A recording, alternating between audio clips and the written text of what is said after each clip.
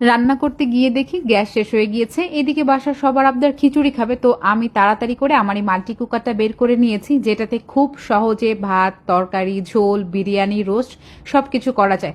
আমার মনে হয় যারা ব্যাচেলার বা স্টুডেন্ট আপু আছেন অথবা ছোটখাটো নতুন একটা সংসার শুরু করেছেন, আবার যাদের বাসায় গ্যাস থাকে না, এইটা তাদের জন্য খুব বেশি হেল্পফুল হবে, যেমনটা আজকে আমার খুবই কাজে দিয়েছে।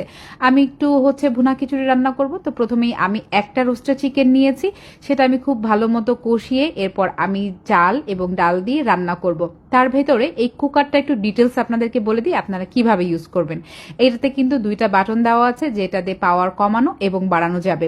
বিদ্যুৎও কিন্তু খুবই সাশ্রয় হয়, একদম মাসে 200 থেকে 250 টাকা দিয়ে আপনি সারা মাস ভরেই কিন্তু এটা দিয়ে রান্না করতে পারবেন। মাল্টি কুকারটা পেয়ে যাবেন দুইটা কালার, এবং দুইটা কালারে কিন্তু এখন ইজি শপিং পেজে অ্যাভেলেবেল আছে, ক্যাপশনে ট্যাগ করে দেওয়া থাকবে। আর কথা বলতে বলতে খিচুড়ি রান্নাও কিন্তু শেষ।